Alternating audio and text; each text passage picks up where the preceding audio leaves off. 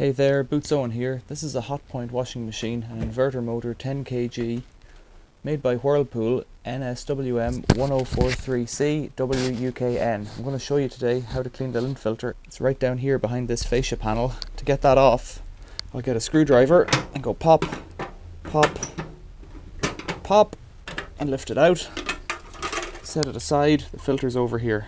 So right down at the bottom, I've got this filter plug, and I'm going to tip the machine back slightly and slide a tray in beneath it to catch any drips.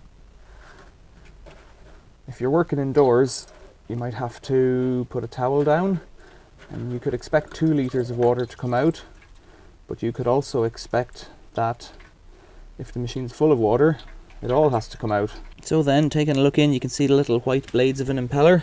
If you stick your finger in, you can give them a flip and see if they turn. And just check around for any bits. Sometimes you'll get money, sometimes you'll get hair clips and things like that. If the filter plug is stuck, check out my other videos, because sometimes it can be very difficult to release, so you've got to find a way to deal with it.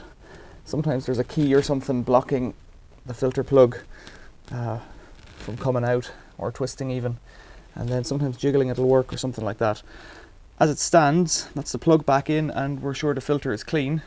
So let's get the tray out and get the front fascia refitted. It has 3 clips along the bottom that pop in, and just snap the top in. That's it, job done. Questions or comments, leave them below. Thanks for watching. See you later.